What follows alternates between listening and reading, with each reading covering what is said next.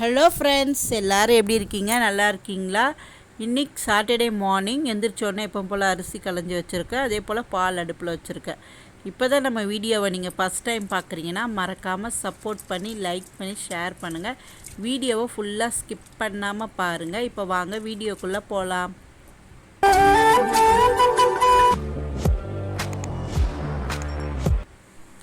கீரையை நல்லா தண்ணியில் அலசிட்டு 2-3 தடவை இருத்துட்டு இப்போ வடிகட்டி வச்சுருக்கேன் கீரையை. அப்புறம் ஒரு முருங்காய் எடுத்து கட் பண்ணி வச்சுருக்கேன்.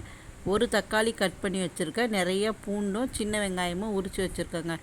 இது கீரை பொரியலுக்கு எடுத்து வச்சுருக்கேன். தனியாக சின்ன வெங்காயம் கொஞ்சமாக புளி ஊற போட்டு வச்சுருக்கேன். இன்றைக்கி முருங்காய் போட்டு தான் சிம்பிளான ஒரு தொக்கு ரெடி பண்ண போகிறேன். இன்றைக்கி டிஃபன்லாம் இல்லை, இது மட்டும்தான் ரொம்ப சிம்பிளான சமையல்.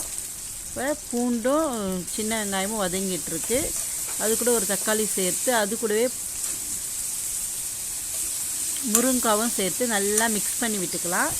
அது அப்படியே கொஞ்ச நேரம் வேகட்டும். அதுக்குள்ளே வெங்காயத்தை கட் பண்ணிவிட்டு காஞ்ச மிளகா கிள்ளி வச்சேன். எப்போ போல் எண்ணெய் விட்டு கடுகு சீரகம் அது பொரிஞ்ச உடனே கொஞ்சமாக வெங்காயமும் காஞ்ச மிளகாவும் சேர்த்துருக்கு. உங்களுக்கு பிடிக்குன்னா கடுகு சீரகம் பொரிஞ்சோன்னா கடலைப்பருப்பு சேர்த்து கொஞ்சம் ஃப்ரை பண்ணி அது கூட வெங்காயம் சேர்த்து வதக்கி கீரை பொரியல் பண்ணாலும் அதுவும் டேஸ்ட்டாக இருக்கும்.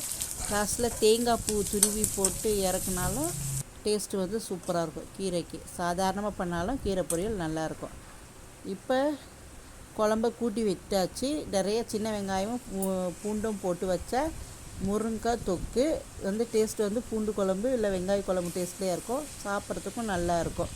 அப்புறம் வெங்காயம் பாதி வதங்கி வந்தோடனே கீரையை சேர்த்துக்கலாம். ஏன்னா வெங்காயம் ரொம்ப வதங்கிடுச்சுன்னா டேஸ்ட்டு நல்லா இருக்காது. லைட்டாக வதங்குற டைமில் நம்ம வெங்காயத்துக்கூட நான் உப்பு சேர்த்து வச்சுருக்கேங்க. அதனால் கீரையை மட்டும் சேர்த்து நல்லா மிக்ஸ் பண்ணிவிட்டு பார்த்திங்களா எவ்வளோ தண்ணி இருக்குது, அந்த தண்ணியெல்லாம் நல்லா வற்றின பிறகு கீரையை நல்லா கிண்டி விட்டு ஸ்டவ் ஆஃப் பண்ணிக்கலாம். இங்கே நம்மளுக்கு குழம்பும் ரெடி ஆகிட்டுருக்கு.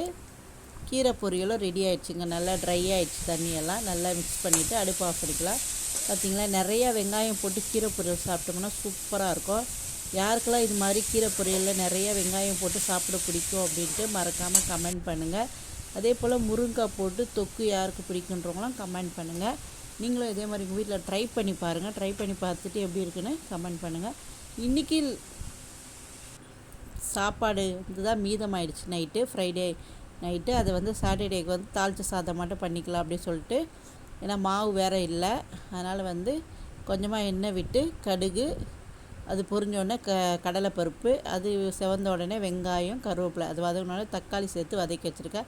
இந்த சாதத்தில் என்ன சேர்த்துருக்கேன்னா கொஞ்சமாக உப்பு, மஞ்சத்தூள், லைட்டாக மிளகாத்தூள் சேர்த்து நல்லா பிசைஞ்சு வச்சுருக்கேன். பிசைஞ்சு இந்த தக்காளியெலாம் வதங்கினோடனே அந்த தக்காளி கூட சேர்த்து நல்லா மிக்ஸ் பண்ணி விட்டுக்கணுங்க. எப்படித்துக்கு நல்லா மிக்ஸ் பண்ணுறோமோ அவ்வளோத்துக்கும் சூப்பராக இருக்கும். இந்த டேஸ்ட்டு சிம்பிளான மெத்தடில் தான், ஆனால் டேஸ்ட்டு அல்டிமேட்டாக இருக்கும். நல்லா மிக்ஸ் பண்ணிவிட்டு ஒரு 5 மினிட்ஸ் அப்படியே குக் ஆகட்டும். லோ ஃப்ளேம்லே நல்லா கிளறி விட்டுக்கிட்டே இருக்கலாம். பாருங்கள், இப்போ சூப்பரான தாளித்த சாதம் ரெடி ஆயிடுச்சு. மீதமான சாதத்தெல்லாம் வேஸ்ட்டு பண்ணாமல் இது மாதிரி சிம்பிளாக செஞ்சு சாப்பிடுங்க. அப்புறம் அதுக்கப்புறம் ரேஷன் அரிசியை தான் ஊற வச்சுருக்கேன் இட்லிக்கு. ரேஷன் புழுங்கல் அரிசியும் பச்சை அரிசியும் சேர்த்து நல்லா களைஞ்சி வச்சுக்கலாம். ஃபஸ்ட்டு 2 அலசி அதில் உள்ள இதெல்லாம் கொட்டிட்டு அப்புறம் ஒரு 10 மினிட்ஸ்க்கு அப்படியே தண்ணி பிடிச்சி ஊற வைக்கணுங்க. அப்புறம் 10 மினிட்ஸ்க்கு அப்புறம் நல்லா தேய்ச்சி அலசினோம்னா அதில் உள்ள அழுக்கு எல்லாமே போயிடும். நம்மளுக்கு கழுவுறதும் மிச்சமாகும். அப்புறமேட்டு நான் யூடியூப்பில் செடியில் என்ன தண்ணி ஊற்றலான்னு பார்த்தேன். ஒரு ஷார்ட்ஸில் லெமன் தண்ணி, லெமனும் அப்புறம் ஆரஞ்சு பழத்தோல் இதெல்லாம் ஊற வச்சு மல்லிகைப்பூ செடிக்கு தண்ணி ஊற்றினோம்னா நிறையா பூ பூக்கும் அப்படின்னாங்க. நம்ம மல்லிகைப்பூ செடி தான் ரொம்ப வாடி போயிருக்குல்ல, அதனால் நான் ஊற்றலான்னு எடுத்துகிட்டு போனேன். அப்புறம் எல்லா செடிக்குமே நான் தெளித்து விட்டுட்டேங்க. அதுக்கப்புறம் மணி 3 ஆகிடுச்சு. 3 மணிக்கு நான் கிரைண்டர் ஓட்ட ஆரம்பிச்சிட்டேங்க. மாவு போட்டு அரைக்க ஆரம்பிச்சிட்டேன்.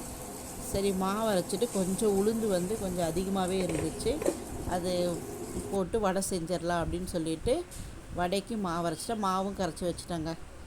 வடைக்கு மாவில் என்ன போட்டிருக்கேன்னா கொத்தமல்லி எதுவுமே இல்லை. அதனால மிளகு, வெங்காயம், இஞ்சி, கொஞ்சமாக கருவேப்பிலை, பச்சை மிளகா கூட போடலங்க, அவசரத்தில் மறந்துட்டேங்க.